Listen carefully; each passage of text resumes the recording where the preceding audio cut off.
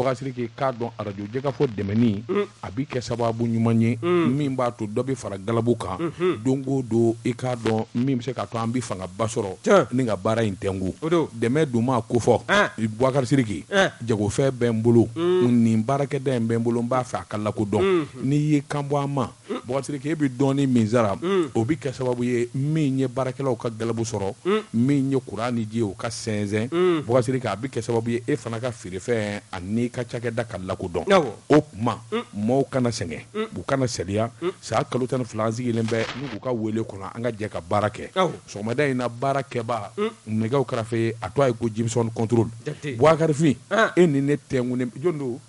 Jibi Jakite ne ko Jimson Control e dun b'o a b'o la ka taa kɛ jumɛn ye ne ko Jakite aw t'a jamu ye wa saga k'a fɔ ko Jimson Control Jimson Control baba o de ka d'a ye denmisɛnninw ni kama e ni ne fila tɛnkunnen bɛ ɲɔgɔn na i k'a dɔn n'ale ye yamaruya di an b'an jo a kunnafoni na o bɛ bɛn Jɛka pub k'a ka feerefɛnw bala cogo bɛɛ di Bɔgasiriki ngana mamandi fo ko bilen do sigato Bɔgasiriki i k'a dɔn jamana fereke ɲaami da ye nin ye sabula min ye ayiwa essence ko ni gasoil ko y'a ɲaaminen don maa kelen min jɔlen bɛ Mali jigikɔrɔ bi o ye Yara Wali ye Bɔgasiriki i ko carte bɛ minnu fɛ yen awɔ Mali yɛrɛ kɔnɔ bi essence kana dɛsɛ gasoil kana dɛsɛ wa a ma falen dɛ Yara Wali a ma falen dɛ n ye min f'i ye kabini ko daminɛ si bɔ n dɛgɛ kɔnɔ station belebeleba bɛɛ datugulen don nka malidenw kana dɛsɛ gasoil ni essence la Yara Wali n ko aran sugu bɛɛ minɛna station Yara in kɔnɔ awa polisiw ni gardiw de talen bɛ u jɔ bi waasa a ko ka tile waasa jamana kana dɛsɛ a ka kɛ ten dɛ n'o tɛ a ma nɔgɔn min ka baara ye nin ye i ye nin dɔn wa n den don Mahamadu sky Bɔgasiriki mɛ bolo bɔgɔ ka don n bɛ wɔni sɛbɛn ye sɛbɛn min n'u k'a ma ko l'œil du Mali min ye Adama Kulubali nin ye awa Adama Kulubali ka sɛbɛn ye Bɔgasiriki min ye bɛnbaliya dugu jɛlen don sigikun kɛlen don k'o kɔnɔ o sabula i k'a dɔn kurungɔnɔmaa bɛɛ lajɛlen sago ye kelen ye fo n'a kɛra Mamata Bama ye Cheikh Umaru Sisɔkɔ i k'a dɔn ani Choguel Kokala Mayiga ka kɛlɛ mun nana ni nin ye kunungo ninnu kun ye teri ye u ka di ko di nɔnɔ Bɔgasiriki nka bi min ye Cheikh Umaru Sisɔkɔ ye a ɲɛ t'a fɛ ka da Choguel Kokala Mayiga a t'a fɛ k'a to a yɛrɛ ma a tɔgɔ la Bɔgasiriki k'a dɔn jɔyɔrɔ ko kɛlɛ wa yalima i ye ko kɛlɛ sɛbɛnnikɛla ko min ma n'i diya i n'o fɔ nka min kɔni jɛlen don an jɛra ka kɛlɛ kɛ an farala ɲɔgɔn kan M5RP ni ka fanga ɲini fanga laban nana sɔrɔ min kɛra garijɛgɛtigi ye Choguel Kokala Mayiga Bɔgasiriki maa dɔw kɔni bɛ M5RP la o dan d'u joli la abada sabula olu fɛ min ye olu yɛrɛ de kun kan ka bila Choguel nɔ na bɛɛ n'i dakan min ye wulikajɔ ni cɛsiri a gɛlɛyara fo ka taa fɔ Choguel Mayiga yɛrɛ de ka bɔ premier ministeriya la i y'a dɔn kɔni awa ko bi ne ka tiɲɛ sɛbɛnnikɛla ko a ko n'i ye ko ta k'a lajɛ min ye M5RP bɛnbaliya dugu jɛlen don min ye ɲɛma damadan min bɛ yen Bɔgasiriki nin bɛɛ lajɛlen kɔni bɛ Choguel de ka contrôle la u bɛɛ lajɛlen b'a nɔfɛ k'a sɔgɔbɛ i k'a dɔn a bɛ wulikajɔ ni cɛsiri min na jamana kɔnɔ a bara ka tɔn min sɔrɔ ani ka jamu min sɔrɔ o bɛɛ di olu ma sabula ɲiniminɛ ka k'olu kɔ Bɔgasiriki M5RP sɛbɛnnikɛla y'a jira k'a fɔ min kɔni ye hakilinaw ani jateminɛw ye Bɔgasiriki i k'a dɔn a Choguel tɔn min bɛ fɔ bi a n'a bɛ kɛlɛ min na o kɔni kelen bɛ k'olu dusukun tɔɔrɔ u ka laɲini tɛ foyi ye bi a Choguel yɛrɛ de ka gɛn ka bɔ premier ministeriya la i ma maa min kɛ fɛn min ye i kɛ man d'a ye Bɔgasiriki ɲinɛ bɛ kɛ min kɔ M5RP an k'o tiɲɛ jala fɔ ɲɔgɔn ye n'i y'a mɛn M5RP ye jɔyɔrɔ sɔrɔ n'i y'a mɛn u ye sanga sɔrɔ fo ka taa Ibrahim Boubacar Keita bi Bɔgasiriki cɛ kelen jɔnni Morikɛ in don dɛ ayi Buye tɛ M5RP ka to a sɔrɔ ka jija sɔrɔ ka wulikajɔ sɔrɔ ka tɛngɛ sɔrɔ Mamadou Diko ça qu'on veut ou pas il faut le dire ni Mamadou Diko tɛ maa tɛ ninnu na min bɛ se ka maa 200 bɔ kɛnɛ kolojala kan o tɛ se Mamadou Diko de y'a kɛ Bɔgasiriki o ma kɛlɛ min kɛ o ma tɔn min ɲini i k'a dɔn ne ye wulikajɔ boloda ala ma ayiwa ko sababu bɔ i la Bɔgasiriki i k'a dɔn a gɛlɛyara sɔmin kelen don kadiri minnu bɛ M5RP la nin bɛɛ lajɛlen kɔni bɛ Choguel kɔ bi u bara k'a to a tiɲɛ u b'a fɛ min kɔni ka kɛ a dakolo ka ci Modibo Sidibe to a bɛ fɔ minisiri kɔrɔ ko ni basiri bɛ to a bɛ fɔ min ye Cheikh Umaru Sisoko ye o kɔni y'i ta da kɛnɛ ka kɔsɛ in na kɛlɛ banbali ani kɔrɔmatigɛli ni to a tiɲɛ o talen don ka Choguel ko kala Mayiga sɛgɛrɛ sɛbɛnnikɛla ko Choguel dun a ka wulikajɔ ni cɛsiri i k'a dɔn jamanadenw min ka faamuyali ba sɔrɔ a la i k'a dɔn a ka to a duman i k'a dɔn baara ka jɛnsɛ fa bɛɛ lajɛlen la jamanakuntigi min ye Asimu Goyita ye o dan b'a la bi fo k'a fɔ k'a to ten sabula i k'a dɔn Asimu Goyita bi fɛn o fɛn ɲini kɛlɛ kɔnɔ kuma o kuma n'a ka d'a ye Asimu da ka girin Choguel da ka teli a bɛ se kuma fɔcogo ɲuman na diɲɛ segin naani fa bɛɛ lajɛlen la o kan bɛ taamasiyɛn ɲuman ye mun dun kelen bɛ ka Cheikh Umaru Sisoko tɔɔrɔ ni jɔyɔrɔ ko dama tɛ nin kun ye sɛbɛn ye an ye min bɔ l'œil du Mali kɔnɔ jamanadenw ɲɛden ye l'œil du Mali karamɔgɔ Daba Tunkara an b'u fo ni ye n tɛgɛ don ni sɛbɛn bɛ bɔ sɛbɛn min ko a ma ko le soir de Bamako wula soir de Bamako Umaru Ongoyiba Baru kolondigi nin ye a ka fasiri ye Baru ko min ye halisa kɔsada in na i b'a ye k'a fɔ min ye a jirala k'a fɔ ko maa minnu tun b'a fɛ ka transition senkɔrɔma cɛ n'o ye coup d'état kɛlaw ye maa 7 datula u to a la bawo n'i y'a ta k'a lajɛ ka minɛ nin kalo tile 11 ka dugu jɛ a 12 la san 2022 i b'a ye k'a fɔ maa minnu kun kɛn bɛ ka janfa labɛn k'u na transition ɲɛmaw k'u ka fanga ni ka daraki ka b'u bolo ni bɔkɛla u kalama ko tɛgɛ ma da u caman kan wa généraliw bɛ a la n'i y'a ta k'a lajɛ fana u caman bɛ bibi na o camancɛrɔ fanga kelen in bolofara minnu bɛ yen n'o ye CNT n'a ɲɔgɔnw ye u caman bɛ yen fan fɛ n'i y'a ta k'a lajɛ min ye colonel Keita ye ale kɔni a bɛ CNT kɔnɔna na colonel Keita n'i y'a ka wulikajɔ lajɛ ni ale bɛ conseil national de la transition kɔnɔna na a kɔni a jirala k'a fɔ min ye CNT ɲɛmaa ye n'o ye Maliki Jaw ye o y'a ka maa kologɛlɛn ye wa o ma surunya maa fana don wa min ye CNT yɛrɛ fana rapporteur y'a ye commission défense o rapporteur fana don wa n'i y'a lajɛ fana maa kofɔlen e ko a ma tɛmɛ président militaire fɛ kati wa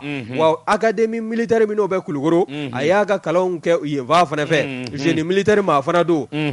maa min n'a bɛ sɔrɔdasiya yɛrɛ taabolo caman dɔn wa n'i y'a lajɛ min ye M5 RP ye o ɲɛmaa min bɛ yen a fɔ o maa kologiri min bɛ yen n'o ye minisiri kɔrɔ n'o ye Koniba Siribe ye Koniba ko yalima ko nin tɛ fɛɛrɛ de ye ka maa dɔw kɔni cɛ ka bɔ transition maaw senkɔrɔ siga kɛn bɛ minnu na n'i y'a ta k'a lajɛ k'a dogon tɛ maa na bɛnbaliya o dugu jɛmɛ min ye colonel Asimu Goyita n'a nɔfɛmaw ye olu kɔni y'u bolo min fosi ka bɔ Faransi bolo accord de défense min n'o tun bɛ faso Maliba ni Faransi jamana ni ɲɔgɔn cɛ ni k'o ban pewu wa o tɛmɛlen kɔ an kɛlen k'an ɲɛsin Irisi jamana ma o maa dɔw bɛ olu fɛla ko bama ye o ko la o senfɛ i b'a ye k'a fɔ o de mana ni nin ko ninnu ye waasa ka fanga ni ka daraki ka bɔ camancɛrɔ fanga ɲɛmɔgɔw bolo wa o fanga daraki min n'o ma ɲɛ maa minnu kɛla u hakilina ta b'a ye tɛgɛ ka da u bɛɛ lajɛlen kɔ la kelen kelen k'u minɛ k'u lasago k'o bɛ se ka kɛ sabu ye colonel Asimu Goyita n'a nɔfɛmaw olu minnu kɔni bɛ yen n'u k'u sigi an bɛ maa kofɔlen ninnu na ka se k'u ka kɛnɛ ni k'a fura k'a jɛ bawo fasiri kɛba kɔrɔfɔ bɔ ka bin n'o ye Umaru Ongoyiba ye a ko k'olu kɔni wulila ka se Faransi maa kologirin dɔ ma o kɔni hali n'u m'a to a fɔ a ko a ka ɲininkali talen kɔ ka sɛmɛ a la k'a ye jaabi min bɔ ka bin ko nin hakilina min filɛ n'o ye fanga daraki ye n'a cɛ n'a kɛbaw bolo ko Faransi sen tɛ a la ko nka ko min ye anw ka camancɛra fanga ɲɛmaw ye u kɔni y'a jira k'a fɔ ni maa ninnu o ni maa wɛrɛ kɔni tɛgɛ bɛ ɲɔgɔn bolo minnu kɔni ye nanzara jamana dɔ ye hali n'a sɔrɔ o ma Faransi to a fɔ ko nka ko Faransi k'a sen tɛ nin kelennin na ko wa ko nin bɛ se ka kɛ fura de ye min ye colonel Asimu Goyita n'a ka maaw ye u ka se ka ni maa ninnu kɔni min kɛn bɛ banamiri u ka sira taamali sira u ka sira taamagoyaw ban ka se ka olu kɔni dɔ bɛrɛ la k'u salo k'u da kɛrɛfɛ wa ko min ye halisa maa minnu bɛ n'olu to a bɛ nin ko kɔnɔna na o dɔ bɛ tali kɛ Baba Ahmed Ag Almeida la ni bɛɛ lajɛlen b'a wele ko Bahadu ale ye sema maa ye wa min ye colonel Amadu Keita ye o fana ni maa kofɔlen bɛ ɲɔgɔn kalama kosɛbɛ o de ye siga n'a yɛrɛ tɔ ni k'a barika ni k'a giriya wa ko n'i y'a lajɛ kokura colonel Amadu Keita ka taa se maa wɛrɛw ma i b'a ye k'a fɔ colonel Amadu Keita san 2012 minnu kɛla sabu ye ka général Amadu Tumani Ture ka fanga ni k'a tiɲɛ a bolo k'a senkun bɛ o baara la o b'a jira k'a fɔ maanifin a tɛ da dosokɔrɔ la sunzuru cogo kɔ n'i ye colonel Amadu Keita ka taabolo lajɛ maa do maa man ka danaya da a kan kan o de kɛla sabu ye ale de kɔni a jirala k'a fɔ tɛgɛnkoni sin'a ma ko ale de bɛ maa ninnu ɲɛ ale de kun ye nin fanga daraki kɛbaga ninnu ka kulu ɲɛmaa ye o de y'a to maa wɛrɛ minnu bɛ yen n'olu kɔni minɛna ka fara a kan u b'a la k'u ɲininka maa b'a la k'i yɛrɛ ɲininka yalima jamana bɛna to nin den kan to in na wa n'an b'a fɛ ka bɔ kɔlɔn kɔnɔ waati min i b'a ye k'a fɔ dɔw bɛ wuli n'u ka hakilina n'u ka hɛrɛ ye natabaya senbɛ k'a fɔ k'u na jamana ni k'a segin kɔ nin ye wuli sɛbɛn min n'an y'a sama ka bɔ soir de Bamako kɔnɔna na Umaru Ongobe a ka fasiri don Boubacar Sidiki n bolo bila n k'i sɔn maa ɲumanya tɛ siga t'o la Boubacar Sidiki n bɛ bɔ ni sɛbɛn ye sɛbɛn min n'u k'a ma le pays jamana sɛbɛnfura nin y'a boli ko a bɔ siɲɛ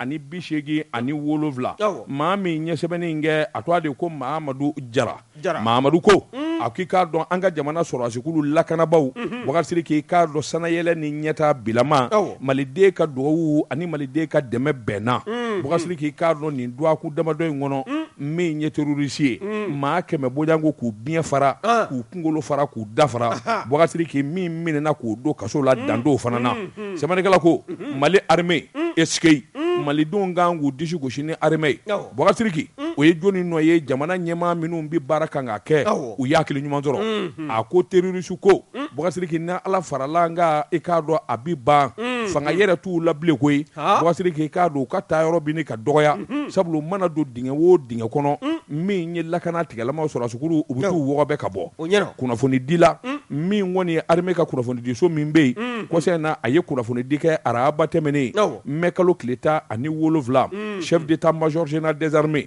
Boubacar Sidiki i k'a dɔn wulikajɔ min kɛra an ka sɔrɔdasikuluw fɛ yɛlɛmaba de donna kɛlɛ kɛcogo la Boubacar Sidiki sabula sɔrɔdasikuluw bɛ sɛgɛsɛgɛli de kɛ u kelen bɛ ka ngɛlɛnkɛ da fa bɛɛ lajɛlen la kunnafoni ɲinini na Bamanju bi don wo wo la Boubacar Sidiki k'a daminɛ Nara ni kana Kulukɔrɔ Boubacar Sidiki i k'a dɔn kunnafoni jolenw sɔrɔ la kunnafoni jɔnjɔnw sɔrɔ la jango yɔrɔ min ye Banamba a n'a lamini ye Boubacar Sidiki i b'a ye k'a fɔ ayiwa Bamanjuw kɔni u ka wulikajɔ fanga bonyani bɛ kosɛbɛ sabula u kun kelen bɛ ka dabalijugu caman tigɛ yen fanfɛlaw la furanjɛw la sɛbɛnnikɛla ko k'a daminɛ Tubakɔrɔ Sila ka na Sɛmɛnɛ min ye Wuleni ye Boubacar Sidiki nin bɛɛ lajɛlen bɛ awa Nara ani Kulukɔrɔ mara de la Boubacar Sidiki i k'a dɔn kun kelen bɛ ka marifajugubaw de ta sabula n'i y'a mɛn Mortier ani canon SPG 9 Boubacar Sidiki i k'a dɔn kungokoloba dɔ bɛ o furanjɛw la u kun kelen bɛ ka yenguw dagayɔrɔ ye Boubacar Sidiki k'a dɔn awa an ka sɔrɔdasikuluw nana kunnafoni sɔrɔ kunnafoni jɛlen min zɛnzɛnnen don Boubacar Sidiki k'a dɔn u taara ngɛlɛnkɛ daw ye fa bɛɛ lajɛlen la sɛbɛnnikɛla ko min ye terroriste maa 4 u sina k'u salo o wo kɔnɔ ten Boubacar Sidiki k'a dɔn Nara min ye Kulukɔrɔ mara ye Boubacar Sidiki k'a dɔn terroriste cɛ 12 u sina k'olu ni kɛnɛ karaba maa 7 u sina k'olu minɛ motutigi 12 b'a la min ye essence bidon caman de b'u bolo ani dakabana marifa Boubacar Sidiki i k'a dɔn sɔrɔdasiw ka marifa yɛrɛ dɛ o de fana kun b'u bolo tiɲɛ don an ka sɔrɔdasikɛ cɛ 2 kɔni jogina nka jogini ba tɛ Boubacar Sidiki k'a dɔn wulikajɔ ni cɛsiri min ye kɛlɛbolofara min bɛ n'u k'a ma ko Maliko Boubacar Sidiki ka an ka taa olu tɛ sagili ɲɛdɔn Boubacar Sidiki ka an ka faali kɛ olu tɛ ni kisi ɲɛdɔn Bamanji kɔni mana kɛ diɲɛ yɔrɔ o yɔrɔ Boubacar Sidiki i k'a dɔn a bɔ wulikajɔ ni cɛsiri bolo kan sɛbɛnnikɛla ko u tor'o de la min ye wulikajɔ ye o dɔgɔkun kelen kɔnɔ min ye Bankasi ye min ye a bɔ furanjɛ min n'a bi fɔ n'o ye Timisa Sege Bankas Boubacar Sidiki i k'a dɔn nana wulikajɔ bolo da Bamanji jɛwɛrɛjɛkulu min n'o tun bɛ a bɔ wulikajɔ la o furanjɛ la mototigi 10 Boubacar Sidiki u ye tɛgɛ da u kan sɛbɛnnikɛla ko wulikajɔ ani jateminɛ na u ye kunnafoniw fana sɔrɔ tuguni min ye an ka faamaw ye wulikajɔ ani jateminɛ min ye jɛnɛmara ye Boubacar Sidiki k'a dɔn u taara ngɛlɛnkɛ da yen fanfɛla la sɛbɛnnikɛla ko awa attaque bolo 2 u ko min ma double attaque min Bamanjuw kun kelen bɛ k'o de labɛn min ye awa cɛ 4 ye u y'o da basi kɛnɛ na ni min ye cɛ 10 ye k'o ɲɛnama minɛ Boubacar Sidiki u ka minan sɔrɔdasiw y'u ka minan bɛɛ lajɛlen fulunkutu ni k'a bɛɛ lajɛlen tiɲɛ sɛbɛnnikɛla ko a ko jɛnɛmara Boubacar Sidiki k'a dɔn o fana ma ja a ko o kɛlɛ senfɛ i b'a ye k'a fɔ an ka donso cɛ 4 olu kɔni jogina a wa wulikajɔ bolo la a ko n'o bɔra yen Bɔgasiriki i b'a ye k'a fɔ min ye dugu min n'u k'a ma ko Ɲala Bɔgasiriki wulikajɔ nana boloda sɔrɔdasiw fɛ min ye Cɛkobugu ani Wa Bɔgasiriki k'a dɔn olu fana furanjɛ la min ye cɛ 13 ye u y'o da joli la mototigi cɛ 16 Bɔgasiriki k'a dɔn k'olu kɔni fulugoso fo k'u tunu ka bɔ dugukolo sanfɛ Bɔgasiriki ninnu bɛɛ lajɛlen labɛnnen kun don marifajugu min b'u bolo an'u bi bali ka mugujugu min don dugukolo la Bɔgasiriki k'o fana tiɲɛ u bolo sɛbɛnnikɛla ko yen fana an ko yen bila min ye Duanzɔn mara ye Bɔgasiriki k'a dun nana wulikajɔ boloda Bamanju kun bɛ wulikajɔ la sabula min ye u ka kan d'entraînement ye Bɔgasiriki i k'a dɔn Bamanju bɛ taa u yɛrɛ dege marifatigiw la yɔrɔ min u taara Tabulu la ye min ye wulikajɔ ni jateminɛ ye u ka cɛjuguba dɔ bɛ yen min ka farin kosɛbɛ u k'a ma ko Abu Mahaman Bɔgasiriki i k'a dɔn u taara u tɛgɛ don u ka Duanzɔn a n'a lamini na min ye kunnafoni di ye Bɔgasiriki an ka sɔrɔsiw ka wulikajɔ a ko kungokoloba dɔ fana bɛɛ kungokolo min n'u k'a ma ko ayiwa Fusere Bɔgasiriki k'a dun nana wulikajɔ kɛ o kungokoloba kɔnɔ min ye Bamanji cɛ 83 ye Bɔgasiriki k'a dun u y'olu biɲɛ fara n'u ko kunkolo fara 2 ye Bɔgasiriki k'a dun o senfɛ u nana marifajugu caman den min'u bolo mobili 2 i k'a dɔn moto caman Bɔgasiriki ka taa se Mina awa ani u bɛ mugujugu in dilan ni fɛn minnu ye u y'o fana minɛ Bɔgasiriki n'o fana bɔra ye sɛbɛnnikɛla ko a ko dugu min bɛɛ n'u k'a ma ko Duna Bɔgasiriki u nana wulikajɔ boloda u nɔfɛ ka sɛgɛsɛgɛli kɛ ka yɔrɔw laruwe mɛnɛmɛnɛ dingɛ kulu dingɛ Bɔgasiriki k'a dɔn u taara bɔ min kan marifajugu caman de dogolen kun do ye min ye AK-47 ye min ye karabiniw ye Bɔgasiriki nin caman de kun bɛ Bamanjuw bolo o wo kɔnɔ Bɔgasiriki u y'o dasi k'a dasi sɛbɛnnikɛla ko su min bɔra o fana dingɛ kɔnɔ ye maa t'o da dɔn nka min kɔni yera min ye Bamanji maa 29 ye Bɔgasiriki i k'a dɔn o kɔni su yera a tɔ kɔni kɛra bugurinjɛ de ye sɛbɛnnikɛla ko a ko Duwaku furanjɛ in kɔnɔ min ye nin kalo tile 11 ka taa bila tile 16 la Bɔgasiriki k'a dɔn Bamanji min ni kɔni dora a ko i k'a dɔn a bɛ se maa 100 ani kɔma a ko wulikajɔ bolo ka dugu minnu bɛ n'o ye Alatona ye o lamini na Bɔgasiriki k'a dɔn Bamanji cɛ 20 tɛgɛ dara olu kan sɛbɛnnikɛla ko awɔ minnu bɛ taa bɔmu don dugukolo jukɔrɔ kunnafoniw y'a jira k'a fɔ labɛnba de kun kɛlen don min ye maa 5 ye minnu kɔni a ni sɔmi kɛlen don olu fana na o minɛna min ye maa 2 ye u ko jɛkulu min ma AAL Bɔgasiriki olu fana minɛna sɛbɛnnikɛla ko an ka sɔrɔdasiw kɔni an bɛ donni minɛ ko bi se da y'u ta ye sabula wulikajɔ ni jateminɛ Bɔgasiriki i k'a dɔn ani base min bɛ n'u k'a ma ko Jijan base Bɔgasiriki laboratoire ba de kun b'u bolo ye min kɔni n'o bɛ kungokoloba dɔ kɔnɔ n'u bɛ mugujugu labɛn nin kun ye sɛbɛn ye an ye min bɔ le pays kɔnɔ ayiwa jamana le pays ka fara fasɛrɛjɛkulu kan karamɔgɔ Daba Tunkara an b'u bɛɛ lajɛlen fo ni ye n tɛgɛ don ni sɛbɛn bɛ bɔ sɛbɛn minnu k'a ma ko l'indépendant kuma b'a la ka kɛ fɛn min nɔfɛ n'o ye Masɛrɛ Jɔpu ye Masɛrɛ Jɔpu ko min ye Mali ka symbole ye G5 Sahel la e ko yalima ko jɛkulu in k'a ma sa ka ban wa bawo ne jɛkulu in ka kow ta k'a lajɛ a bɛ san 8 bɔ bi G5 Sahel a sigila sen kan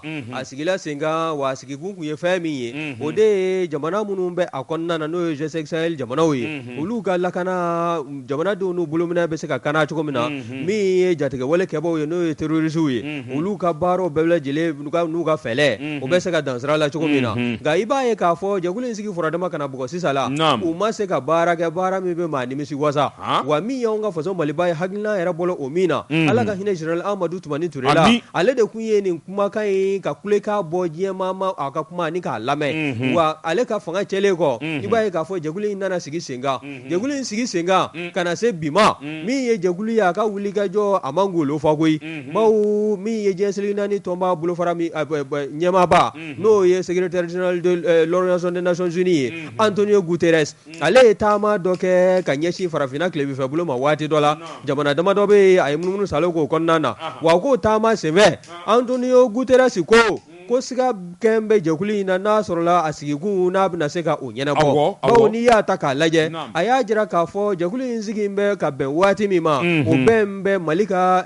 fanga darakiw waati ma n'o ye coup d'état ye wa min ye Burkina Fasokaw ye olu fana ka coup d'état min n'o bɔla ka kɛ janvier kalo tile 23 tɛmɛlen san 2022 k'o bɛna kɛ sabu ye ni ka datigiba de kɛ jɛkulu ka kologiriya la o fana bɔlen koyi min ye Laginɛ Conakry ye o fana nana o ko o kɛla sabu ye ni ka bisi basa dɔ k'o la kosɛbɛ hali n'a sɔrɔla Laginɛ Conakry o tɛ G5 Sahel jɛkulu maa ye a bɛ kɛ sababu ye farafinna tilebinfɛ bolo kɔnɔna na yan ni ka bisi basa don ko caman na min ye force Barkhane ye n'a ma ɲɛ k'a fɔ bɛnbaliya o dugu kɔni jɛla an ni Faransi jamana ni ɲɔgɔn cɛ anw ka taabolo an ka sɛw t'a la ka fin da kelen kɔnɔ tugun min ye sota sira ye jamana ɲɛmɔgɔw kɛlen kɔ k'o jira Faransi jamana sɔrɔdasiw la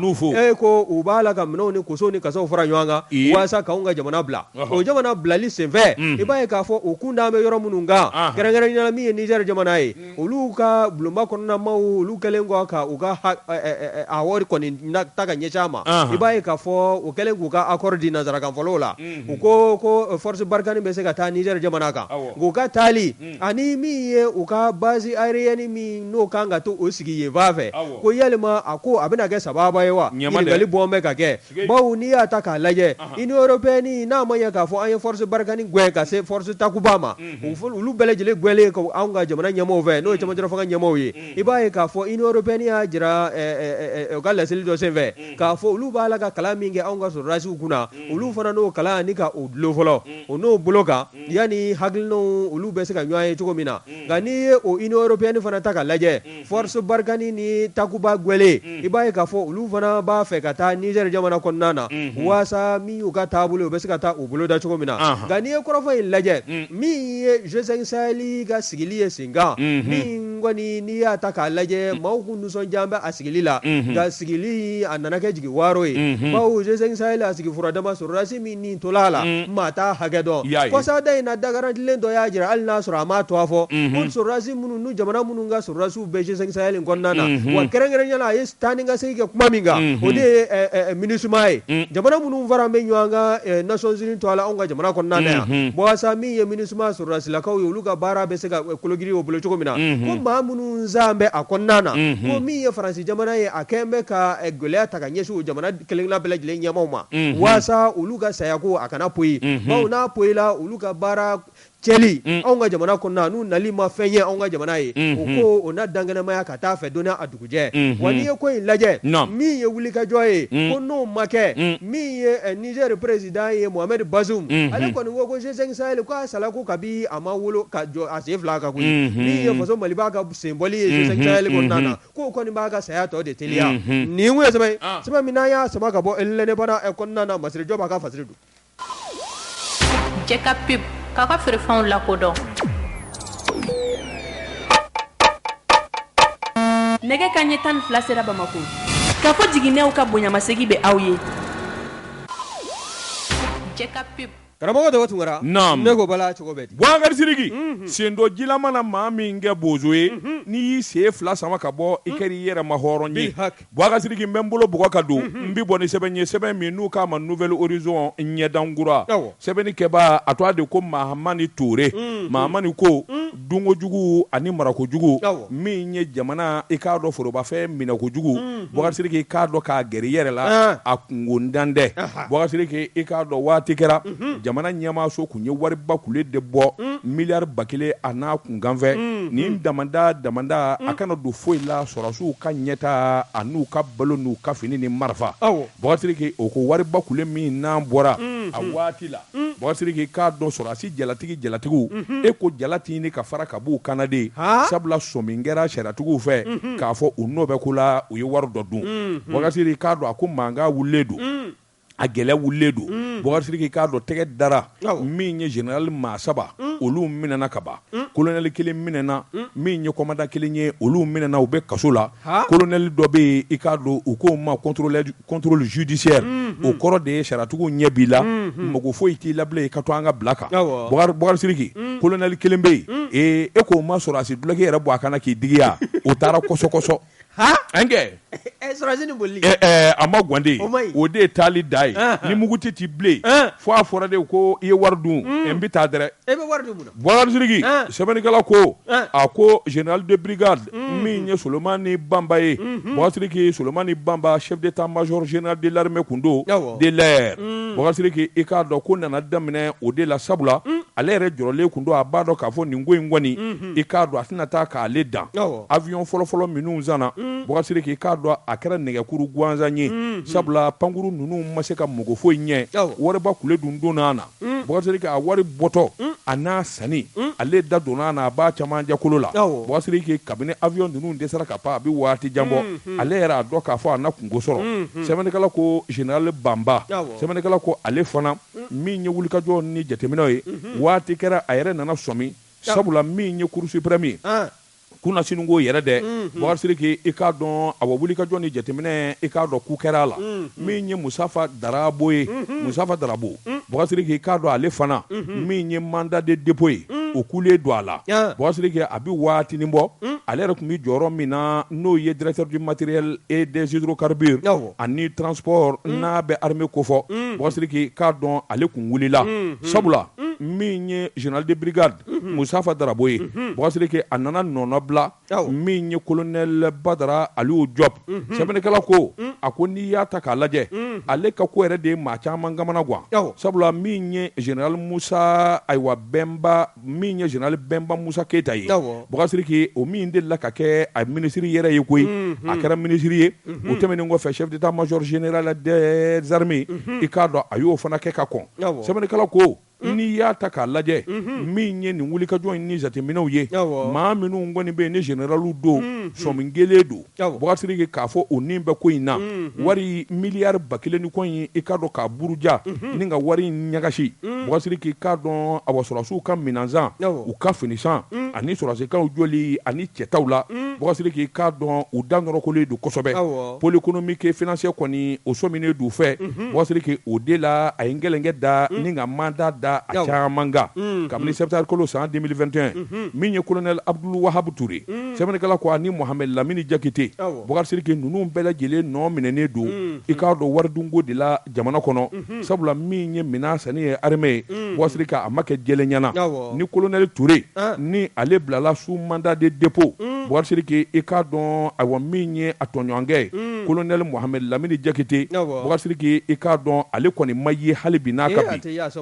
kɔri min b'o la o t'ale ye ale de don a taara suwɛ colonel tɔ o de y'a to a bɛ fɔ ko jala in i k'a mérité souvent ya Allah ni jala kɔni kɛra complexance ye a bɛ gɛlɛya Bɔgasiri sɛbɛnnikɛla ko n'o y'i bɔ a la a ko i k'a dɔn a ɲininen don a mana kɛ sana a mana kɛ dugukolo la Bɔgasiri k'i k'a dɔn sariyatigiw kɔni kelen bɛ k'a nɔbɔ kosɛbɛ n'o fana y'i bɔ yen colonel dɔ bɛ yen o ko min ma colonel Mamuru Togo Bɔgasiri k'i k'a dɔn a fana ta fɔlen don min kɔni ye hali n'a ma minɛ ka don kaso la n'i y'a mɛn tubabukan na a bɛ placé sous contrôle judiciaire Bɔgasiri k'o n'a kɔrɔ bɛ ɲɔgɔn na a ko muso wɛrɛ fana bɛ yen muso dɔ bɛ yen min dɔ a ye n k'i ɲininka commandant ayiwa Aminata Doho commandant Aminata Doho ni muso ka kɛ dongono ye dɛ commandant Aminata Doho Bɔgasiri k'i k'a dɔn ale fana min ye awa placé sous mandat de dépôt Bɔgasiri o tɛ kaso ye sɛbɛnnikɛla ko a ko nin ko in kɔni a kɛn bɛ gɛlɛyaba de ye i k'a dɔn awa jalatigi damanda de kɛlen bɛ k'i yɛrɛ sɔrɔ nin ko in kɔnɔ nka siga kɔni tɛ min na Bɔgasiri k'i k'a dɔn awa sɔrɔsikɛ u tɛna se ka wari ta k'a dun kɛnɛkolo jala kan bɛnbɛn bɛ don u ni maa wɛrɛw ni ɲɔgɔn cɛ Bɔgasiri k'i min bɛ se ka kɛ jagokɛla ye min bɛ se ka kɛ homme d'affaires ba ye Bɔgasiri k'i k'a dɔn sigi kelen kɔni don nataw la sariyatigiw kɔni ni baarakolo gɛlɛn de bɛ ɲɔgɔn na sabula nin cɛkunbaw weleliw ka t'u kiiri Bɔgasiri ke i k'a dɔn a sɔsɔli barika bɛ bonya nka siga kɔni tɛ min na a nkalon tɛ da maa si la diɲɛ na nkalon tɛ da a si la nin ko in ye sɛbɛn ye loi de programmation militaire a bɛ conseil maa caman ma Allah awɔ a V8 belebele yɛrɛ ɲuman mobili wulu bana ninnu wulu bana den samiya fɛ so u bɛ ji seri an mototigiw kan dɔrɔn u ka foyi Ala farala maa kan koyi cogo di a waati anw ma kungɛlɛ gɛlɛya bolo nk'an bɛ taa marché ɲini ja kungo fa aw bɛɛ tun bɛ wele awɔ funteni in na i kɔ sɛbɛlen ntɛnɛn na baara b'i bolo Ala k'ale silamɛw kisi wala an bɛ taa dumuni nin kun ye sɛbɛn ye an ye min salo ka bɔ nouvelle horizon kɔnɔ ɲɛdankura nouvelle horizon an bɛ fasɛrɛjɛkulu an b'u bɛɛ lajɛlen fo karamɔgɔ Daba Tunkara ni ye n tɛgɛ don ni sɛbɛn bɛ bɔ sɛbɛn minnu k'a ma ko le challenger nin ye Dɛbɛ Tal nin ye a ka fasiri ye i da tula kɔrɔfɔ min na n'o kɛn bɛ sababu ye ka jalatigibaw ni k'u nɔ minɛ n'o ye affaire d'équipement militaire ye i b'a ye k'a fɔ a ko kɔlɔlɔ a tɛna dan sira la bawo min ye an ka juge ye an ka ministre min bɛ yen ni magistrat don n'o ye kasoge a ka n'a ka bolofara o n'o y'a ka minisiriso service technique ye nin bɛɛ lajɛlen bɛ wuli ka jɔ la hali kɔsada in na a ye laseli dɔ k'an ka jabaranin kan k'a jira k'a fɔ maa minnu bɛ yen k'a b'a fɔ mɔgɔw kana miiri ko an ɲinɛ b'u kɔ fɛn fɛn bɛ yen ko i ye caution sara n'i welela i bɛ wele bɛ kiri caution sarali t'i kisi ko ye nka min ye généraux ninnu ye i b'a ye k'a fɔ min ye général Bemba Musa Keta ye i n'a fɔ i da tul'a la cogo min na a ye chef d'état major général des armées y'a fana kɛ anw ka jamana kɔnɔ ka ministériya kɛ o ministériya kɔfɛ i b'a ye k'a fɔ a gwɛlɛya ka bɔ ministériya la k'a sabu kɛ min ye Ogo Sagu faaliba min kɛlɛ ye ka maaninfin ni kɛnɛ karaba ka tasuma don ɲɔbara yɔrɔ la n'o ye jiginɛw ye nin ko in de kɛla sabu ye san 2019 i bɛ k'a k'i tɛgɛ bɔ a kan na n'i ye ko in ta k'a lajɛ a ka danga n'o ye général Abdoulaye Kulibali ye a donni kama ale de tun bɛ ONUS to a la n'o ye mission des Nations Unies ye min n'o bolofara tun bɛ Côte d'Ivoire wele bilala général Abdoulaye Kulibali ma waasa o kana général Bemba Musa Keta ni ka se k'a jɔyɔrɔ fa k'a kɛ chef d'état major général des armées ye wa n'i y'a lajɛ min ye Bemba ye ale de fana jɔyɔrɔ bonyana kosɛbɛ loi d'orientation de programmation militaire ko in dɛ min kɔni n'a kɛn bɛ kɔlɔlɔ ni kasara ye généraliw bɛɛ ma bi ale de kɛla sabu ye ni k'o loi ye ni k'a kokɔrɔma don kosɛbɛ a ka se ka sigi sen kan wa n'i y'a lajɛ min ye Elhaji Ibrahim Boubacar Keita ye jamanakuntigi kɔrɔ ala k'a hinɛ i b'a ye k'a fɔ a ka danayaba de kun t'an bɛ ka da général Bemba Musa Keita kan k'a sabu kɛ wulikajɔ minnu n'a y'o kɛ sɔrɔsiya yɛrɛ bunna kun kan ni danaya in kun t'a la ka kalifa a la k'a na se ka kɛ maaninfinw ye jigi ye o jigi de taara kɛ jigi waaro ye n'o taara kɛ Ogo Sagu faalijuguba in ye n'o kɛla sabu ye général Musa Bemba Keita a ka gɛn ka bɔ ministériya la min ye général Suleiman Bemba ye a fɔ Suleiman Bamba ye ale fana ale ye chef d'état major général de l'armée de l'air a y'o jɔyɔrɔ fana kɛ o dangan kun don wa n'i y'a lajɛ fana maa min n'a ye kalanbaw fana kɛ sɔrɔsiya bunna kun kan min ye armée de l'air ye ka se k'a wuli k'a jɔ a sen fila kan a jɛniyɔrɔ finna yen kosɛbɛ wa n'i y'a lajɛ fana min ye loi d'orientation de programmation militaire ye a fana a ye baaraba de kɛ o hukumu kɔnɔna na wa min ye a ka weleli ye k'a ɲininka o ɲininkali bɛna kɛ sabu ye ko caman bɛ yen ani dibidibi caman bɛ équipement militaire ninnu saliko la bɛɛ lajɛlen ka se ka faamuyali sɔrɔ wa n'i y'a lajɛ kokura min ye général Mustafa Drabo ye ale ye fo ka taa se août kalo tile 20 ma san 2020 tɛmɛlen i b'a ye k'a fɔ directeur du matériel des hydrocarbures de transport des armées o jɔyɔrɔ kun t'an bɛ ka kalifa a la wa a ye san caman kɛ o ɲɛmaaya jɔyɔrɔ in na wa a jirala fana k'a fɔ ale fana n'o ye bɛ équipement militaire ninnu n'o y'an ka sɔrɔsiw ka minɛnsanko nafolo min n'o yuruguyurugula la dɛ k'a senba bɛ a la wa n'i ye ko in lajɛ min kɔni n'a sɛgɛsɛgɛliw bila bɛ an ka juges ka bolo kan u kɔni kɛn bɛ ka maa caman kɔni wele minnu kɔni bɛ yen n'olu kɔ sɛmɛ bɛ dɛnɛn na a bɛ tile damadɔ bɔ nka mɔgɔ caman fana bɛ yen olu b'a la ka ɲini bawo i yɛrɛ da tul'a la cogo min na n'o ye coyi kɛ nka minnu bɛ yen ni siga kɛn b'u la halisa sɛgɛsɛgɛliw bolo la olu kɔni ɲinili b'a la ka boloda waasa tɛgɛ bɛ se ka da nin bɛɛ lajɛlen kan cogo min na jamana ka nafolo min n'u y'a suɲɛ k'a bila dufa kɔnɔna na ka taa surfacturation kɛ ni k'an ka nafolo ni k'a bila u da a ko a ɲɛ k'a ka sɛgɛsɛgɛ nin kun ye sɛbɛn min n'an y'a sama ka bɔ le challenger kɔnɔna na dɛbɛ t'a la a ka fasiri don Boubacar Sidiki n'i kɛra général ye n'i kɛra colonel ye a nɛmo n'i kɛra sɔrɔsi jalatigiba ye i k'a dɔn bonyaba bɛ da i kan nka n'i taara ye nin na kun soldat de deuxième classe ma fisa n'i ye a ka fisa i ye nɛgɛw kɛra fɛ i b'o min ka wari dun kɔni Jɛ ka pub k'aw ka feerefɛnw lakodɔn.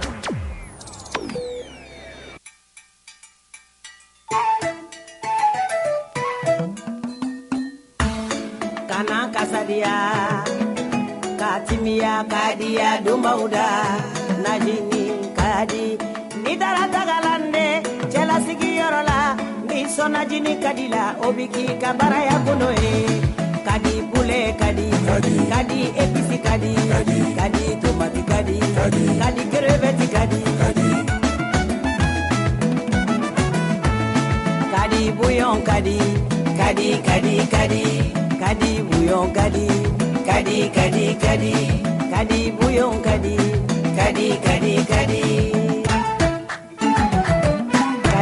akadi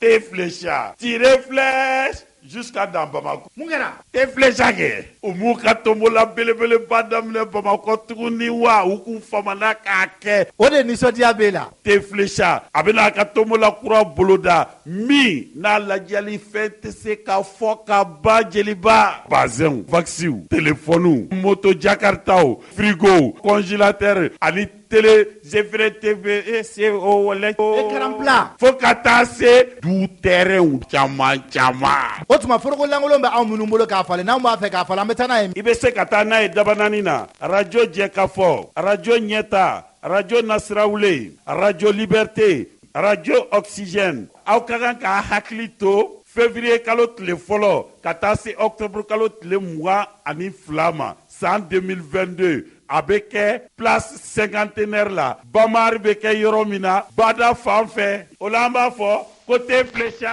tire filɛ. Gɛlɛ wɛrɛ tɛ o la. Siga t'o la. Bala cogo bɛ di. Boubacar Sidiki n bɛ n bolo bɔgɔ ka don n bɛ bɔ ni sɛbɛn ye sɛbɛn min n'u k'a ma ko l'indépendant Boubacar Sidiki i k'a dɔn Sori Ibrahima Kulubali a kun dara anw ka dugu la Barawuli Boubacar Sidiki k'a dɔn a taara ɲangonbɛ ba la min ye soboli ye Boubacar Sidiki k'a dɔn san o san soboliba dɔ bɛ sigi Barawuli a sababu ye maa min ye i y'o dɔn wa Madufin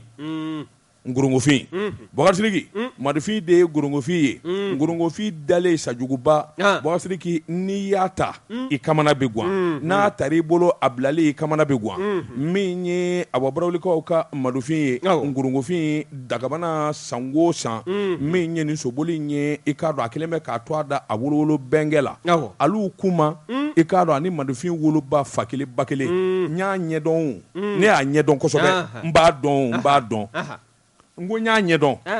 e ma kuma in mɛn ne b'a dɔn de n bɛra ka min f'i ye n y'a si dɔn Boubacar Sidiki kuma bɛ kɔfɛ a ko nin don ye Barawuli kun min ka fara min ye buna adamaden bɔra fa bɛɛ lajɛlen la sabula min ye Madunjan ye n'an k'a ma ko Madufin Ngorongofin Boubacar Sidiki k'a dɔn ale mana ko labɛn hakaja i k'a dɔn a bɛ kɛ tare ye min ye soboli saba ye a dɔnnama in kama i k'a dɔn o de bolo dara Boubacar Sidiki i k'a dɔn soboli min ye Barawuli ye a ɲɔgɔnna ɲɛnajɛ duman tɛ sabula hadamaden nisɔn bɛ diya a don kosɛbɛ min ye soboli fɔlɔ ye Boubacar Sidiki k'a dɔn mɛtiri 1400 sow u y'u kɔ a da ɲɔgɔn na i k'a dɔn so min don a ye ko Sunkalo Kila awa fɛlɛ ni mun ye ayiwa sangu la Kila fɛlɛ o ye fɔlɔ ta Boubacar Sidiki min ye kurusi filanan ye Boubacar Sidiki i k'a dɔn awa min ye Segu sow ye olu y'u kɔ da ɲɔgɔn na mɛtiri 2000 Boubacar Sidiki i k'a dɔn so min dɔ ye ko awa Dafakida junior Boubacar Sidiki i k'a dɔn wulila ni saraba ye sɛbɛnni awa wuli ka jɔ ani jateminɛ nɛ Boubacar Sidiki i k'a dɔn soboli taara laban min na o ye karakiw ka kɛnɛ ye sodanzow Boubacar Sidiki i k'a dɔn sodanzow nana kari ɲɔgɔn na min ye wuli ka jɔ ani jateminɛ ye Boubacar Sidiki i b'a ye k'a fɔ ayiwa o bolili bɛɛ lajɛlen sigilen kun don ko o soboli kɔnɔ sabula super karaku min ye sow ye so minnu n'u bi bɔ ayiwa yɔrɔ caman na u ko minnu ma so minnu siya n'a yɛlɛmanen bɛ kosɛbɛ Boubacar Sidiki i k'a dɔn Bamakɔ sow Ɲɔrɔ sow so minnu bɔra Ɲɔrɔ di Sahel ani jamana wɛrɛ sow i k'a dɔn mɛtiri 2000 sodanzow u nana kari ɲɔgɔn na Boubacar Sidiki i k'a dɔn ayiwa min ye so min ye saraba cɛ i y'o dɔn wa so min don a dalen don Buwajɛ la Buwajɛ i k'a dɔn o so o de nana so bɛɛ lajɛlen dan min dugura kɔ o de so min dɔ ye ko La Diva so min dar'o fana kan o t'a dɔn ko Alberto sɛbɛnnikɛla ko a ko n'i y'a ta k'a lajɛ nin soboli Boubacar Sidiki i k'a dɔn ayiwa Grand Prix don min ye ayiwa saraw ye n'o ye Grand Prix taba ye Boubacar Sidiki i k'a dɔn ayiwa sotigi yɛrɛ tɔgɔ de ko Aliou Konatɛ i k'a dɔn o ye Toyota mobili Verso di sotigi ma o yɔrɔnin bɛɛ o fana y'o mobili ta k'a di maa min b'a ka so entraîné so min dɔ ye ko Buwajɛ a dira maa min ma o tɔgɔ de ko Mamutu Jara Boubacar Sidiki i k'a dɔn so filanan min ye se sɔrɔ i k'a dɔn ayiwa n'o ye La Diva 1,000,000 CFA o taara ka d'o ma so sabanan 100,000 i k'a dɔn o taara ka d'o ma min ye so Alberto ye sɛbɛnnikɛla ko a ko nin nzoboli ninnu a bɛ kɛ sababu ye i k'a dɔn kɔrɔnama ni tilebinma ka bɛɛ lajɛlen fara ɲɔgɔn kan a bɛ kɛ tele a bɛ kɛ nisɔndiya da ye Bɔgasiriki i k'a dɔn minnu ye jɔyɔrɔ 4 nan ani 5 nan sɔrɔ ɲinama k'u kɔ tele ni congélateur dira dɔw ma a ko i k'a dɔn nin ɲɛnajɛba min n'a bɛ sigi sen kan n'a bonya n'a karama talen bɛ ka di barawulikaw ka alu kumama Ala ma hinɛ Badara alu kuma Bɔgasiriki i k'a dɔn barawuli yiriwali ani barawuli ɲɛta cɛ fɔlɔfɔlɔ min ye jɔn'a ye i k'a dɔn Badara Sajaja don min ye alu kuma ye ka bɔ barawuli i k'a dɔn a n'a dɔgɔkɛ min y'a dɔgɔnin ye u ninnu ye wuli ka jɔ min kɛ barawuli yiriwala a n'a ɲɛta la n'o ye Sajan ye a ka bon kosɛbɛ Bɔgasiriki min ye alu kuma ye Ala ka hinɛ na o denkɛ fɔlɔ de ye Lasana kuma ye kuma yalima o ni Madala kuma n'u bɛ ɲɔgɔn sɔrɔ wa ayi Madala kumaw olu ye tubakaw ye alu kuma a n'a dɔgɔkɛ olu ye anw ka fanfɛmaa ye olu ye barawulikaw ye nka bɛɛ ye kuma ye nka n'i ye laseli ta u bɛ taa ɲɔgɔn sɔrɔ fo tariki ninnu na nka dugu 2 ninnu bɛ bɔ dugu 2 la Tuba ani barawuli Lasana kuma i k'a dɔn alu kuma denkɛ fɔlɔ maire Bote ayi o ye Dukure olu bɛ bɔ Tubakɔrɔ u tɛ kelen ye Lasana kuma min ni b'a f'i ye alu den alu kuma denkɛ fɔlɔ ye Lasana kuma ye Ala sera a ma a sara denmisɛnninya la don o don n'a y'a balo don o don n'a ye don o don y'a ɲɛna a ser'o la a fɔ ko mun na ani maa ma jɛra dugukolo sanfɛ ale de y'i dɛmɛ n'a ye juru don i la juru in ma sara san da a bɛ tila ka juru wɛrɛ don i la walasa ka juru in sara nka dɔ wɛrɛ f'i ye a denkɛ fɔlɔ de b'a nɔ na bi u k'a ma ko papa alu kuma ye den o don wolo a den bɛɛ jɔlen don a bɛɛ cɛsirilen don nka bi n kelen bɛ kɛ n bolo da kelen kan u k'a ma ko Banbagaji alu kuma den dɔ ye o ye fitininw ye n bolo dalen don ka bi kosɛbɛ n bara k'a lajɛ ni 2nan dɔ ye a b'i ni ka alu kuma ɲɛnafin bɔ an na a kɔrɔkɛ Lasana kuma a b'i ni k'o ɲɛnafin bɔ an na u kɔrɔkɛ kɔrɔba min bɛ nin ko in labɛn o de ye Madufin Madunja ye Dankɔrɔba i k'a dɔn a ma tɔtɔ bɛnkɛ in ye bɛnkɛ in fatulen ka n'a bila bi la Ala ye diɲɛ don o don da a bi ko dɔ kɛ min bɛ mɔgɔ hakili jigin a la alu dɔgɔnin Saja alu dɔgɔnin Amadu Bayiba Kuma alu dɔgɔnin n yɛrɛ ka cɛ ale de ti maa dumanba ye a ka wari Banu kɔni ngɛn bɛ n'i nana ale fɛ k'i bɛ wari ko fɔ a bɛ se ka kuranɛ ta ten k'o kala o tuma i bɛ ɲinɛ ale kɛra wahabiya jugumanba ye ale ka wari sɔrɔ man di n ka mɔɔw don dɛ wolo ɲɔgɔn ka mɔ ɲɔgɔn ka don barawuli n b'u dɔ kojugu ne ye sokɔnɔmaa de ye i k'a dɔn soboli in kɔni a kun jɛra hɛrɛ ni baden la k'an bɛɛ don wɛrɛ i k'a dɔn o nana boloda nin kun ye sɛbɛn ye an ye min bɔ l'indépendant kɔnɔ a ka bi bɔli la Ladabara mɔgɔ karamɔgɔ Daba Tunkara an b'u bɛɛ lajɛlen fo ni ye n tɛgɛ don ni sɛbɛn bɛ bɔ sɛbɛn min n'o k'a ma ko Nouvelle Horizon ɲɛdankura Baba Danbɛlɛ nin ye a ka fasiri ye e ko an ka direction générale du commerce de la concurrence min bolofara n'o bɛ Kayi an ka marabolo fɔlɔ kɔnɔna na e k'u ma wuli ka jɔ kɛ kununko wa bawo n'i y'a ta k'a lajɛ kununko ka bɛn mai kalo tile 18 ma araba san 2022 min ye station dɔw ye minnu kɔni t'a kɛ mɛ wari ɲini tirijuguya yɛrɛ ye k'u ka station ni k'u datugu bawo n'i y'a ta k'a lajɛ min ye fasiri kɛbaa ye a ko min ye directeur régional ye n'o ye Fuseni Bamba ye u y'a sɔrɔ nɛgɛjuru la u ye ɲininkaliw ta n'u k'o sɛbɛn a la u nana n'u ka wulikajɔ ye kita kɔnɔna na kɛrɛnkɛrɛnya la min ye u ka wulikajɔ ye a y'a sɛbɛntiya ni k'a kɔkɔrɔma don ni kɔrɔfɔ minnu ye a ko min ye jamana ɲɛmɔgɔw ye n'a fɔra ko kabi janvier kalo tile 9 san 2022 min ye CEDEAO ni UEMOA ye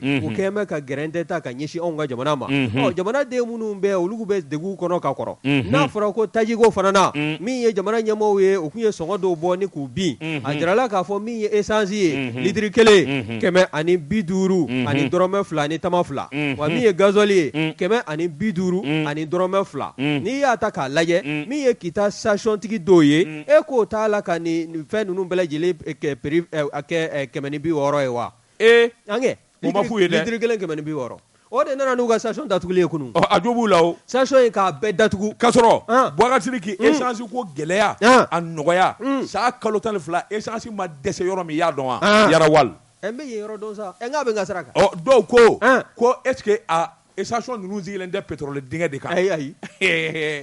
ko ninnu bɛ boloda di la hawla n'a bɛ wala wele nanzarakan na ko prévision maa min ye kalan kɛ ka baara ɲɛdɔn ani min ye i bɛ baara la i m'a ɲɛdɔn i m'a kalan kɛ kelen dɛ Mamadou Yara ale de ye directeur ye a ye kalan kɛ Londres 7 ans il a bac plus 7 donc taji ko bɛ na sira sira fɛ a bɛ nɔgɔ sira sira fɛ a y'a dɔn Yarawal awɔ min ye direction générale du commerce de la concurrence ye a bolofara min n'o bɛ k'i ta e ko olu ka wulikajɔ juru la min ye nin station wari ɲinina kojugu ninnu ye u ka station datugula kunun koyi o bɛ wele fana bɔgɔ jelilen kan mun ye u bila nin baara jugu la bawo jamana in bɛ danga min na sisan jamana denw sɛgɛnna u ɲanina n'a fɔra ko maa wɛrɛ bɛ yen jamanaden wɛrɛw bɛ yen minnu bɛ gɛrɛntɛ ta ni ka dɔ fara an ka hami kan ko in k'o man ka to sen na direction générale du commerce de la concurrence a y'a jira k'a fɔ jamana seleke 4 marabolo tɛ to fɛn fɛn kɔni bɛ yen ni faso kɔni se bɛ a la sɔngɔko siratigɛw la n'a fɔra i k'a feere da min na i k'a feere o la min n'i m'a feere o la min mana bɔ o la o kɔfɛ o kɔni o man ka bali i la nin ye mun ye sɛbɛn min n'a y'a sama ka bɔ Nouvelle Horizon kɔnɔna na Baba Danbele a ka fasiri don Boubacar Sidiki essence tɛ dɛsɛ yɔrɔ min i y'o dɔn wa station filanan i y'o dɔn wa Bamawal awɔ o ye jɔnni fɛ yen pétrole Bama n'a y'i diya a fɔ ko Bamawal n'a y'i diya a fɔ ko pétrole Bama taji tɛ dɛsɛ yen i mana taa sa i b'a sɔrɔ hadamaden bɛ aran na mɔgɔw kana kɔrɔta a tɛ ban gasoil bɛɛ essence bɛɛ nin denmisɛn ninnu kɔni nin kɔni nin kɛ bɛ consommer malien ye sa awɔ nin de ye consommer malien ko an tɛ taa wari don maa si kunna dɔw ko ninnu sigilen bɛ pétrole dingɛ da la ko i b'a sɔrɔ dingɛ de bɛ yen u bɛ pétrole bɔ a kɔnɔ ne ko an b'a ɲɛdɔn a labɛnnen de don a labɛnnen don Boubacar Sidiki k'a dɔn waati n'a ka waati ma se e ko bi t'an t'a bila yan yan'an k'a bila yan laada don yan'an k'a bila yan min ye laseli dɔ ye min bɔra direction yɔrɔ ka ɲɛsin anw ma o de ye association la marche vers un avenir meilleur bakurunbala ko a ma ko AMAM ni a ɲɛmaaba n'o y'a président ye o ye Sinali Touré ye u ko min ye wulikajɔ ye olu ka jɛkulu a sigila a kolo la wa min ye décision numéro 0629 GDB u kɔni u kɛla sabu ye u ka sɛbɛn n'o ka yamaruya sɛbɛn ye u ka o sɔrɔ baara min ni hamina min bɛ u bolo sisan k'o boloda o de ye ka transition mɔɔw k'u dɛmɛ u ka baara la sɔrɔdasiw k'u kɔkɔrɔma don min y'an ka lakoliko ye kanako ani dunkafa o bɛ se ka don da la cogo min na olu ka wulikajɔ bɛna ɲɛsin u ma wa ko foli kɛrɛnkɛrɛnlen o b'o ta ka ɲɛsin colonel Assimi Goïta ma Sogɛli Kokala Mayiga Mamadou Kasoge ka taa se Idrissa Touré ma ale min ye procureur de la République ye wa ko jɛkulu in a dayɛlɛ bɛ bɛɛ lajɛlen ye maa o maa bɛ yen n'i b'a fɛ ka kɛ jɛkulu in tɔnden ye i bɛ nɛgɛjuru bɔ an ba 79 28 81 36 faamuyali ko ɲuman o da bɛ laseli in kan yan'an ka ko tɔ bɛ o ne ma kɔrɔtɔ an bɛ foli ta ni ka ɲɛsin boutique électronique de la nation ma o ɲɛmaaba n'o ye Umaru Dieng fulakɛ an bɛ a fo a n'a badenw u bɛ anw lamɛn Bakɔ Jikɔrɔ ni goudrɔnba in da la min ye Imam Mamudu Diko ka chauffeur kɛ n'o ye Mahamudu Dumbuya ye an b'a fana fo jamu in tɛ pan kan Tijani Sako Alusaran Warmɛ ninnu bɛɛ lajɛlen ye butigitigiw ye Kalabankɔrɔ tournant na an b'u fo an kunjo Luc Togo maison des aînés a bɛ anw lamɛn jamu in tɛ pan kan awɔ min ye Togola Couture ye Mercedes Togola nin bɛɛ lajɛlen ye maa kelen ka maagɔn ye n'o ye Amadu Togola Ɲamakɔrɔ kurani Sarababilenba in da la an b'u bɛɛ lajɛlen fo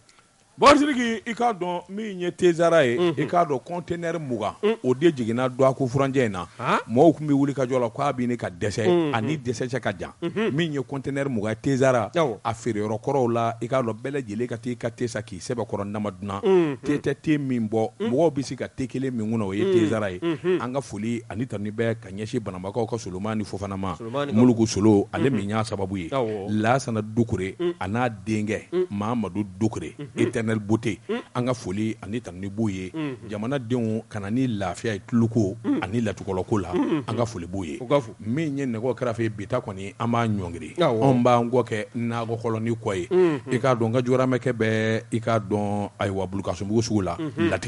latigɛ n ka foli ni tanu bɛ ka ɲɛsin a ma Dankɔrɔba ni Dongo bɛ ɲɔgɔn na nɛgɛw kɛrɛfɛ i k'a dɔn sisan danni na n t'a dɔn min kɔni bɛ yen nka surafana t'o maa dusu in na nɛgɛ ɲɛ 20 sagi bi kɛ nin gafe kelen kan ni ala sɔnna sini sɔgɔma i k'a dɔn an bɛ segin ka na sɛbɛnfɔrɔkuraw bɛ bɔ k'olu lakali maa min kun bɛ nɛgɛ la Gibson control ka kunnafoni lase ko Jakite kana fara a kan wa m'a fɔ i ka n'o fara a kan ne y'o fara a kan o de ka d'a ye Gibson control Gibson control il contrôle tout ah bon sunkalo kusuru an y'o kɛ k'o ban sisan e b'a fɛ ka mun fɔ a kun tɛ sun wa a kun bɛ sun e dun ko di an kun bɛ sun tigɛ ɲɔgɔn kan ne de ko ale kɔni ka émission ye ne m'a faamu a tɛ maa wele ka taa ala ko ma o kɔni i ma tiɲɛ f'o ye ka kunnafoni lase Boubacar Sidiki Tarawele Daba Tunkara nɛgɛ kɛrɛfɛ baara ɲɛna wa salam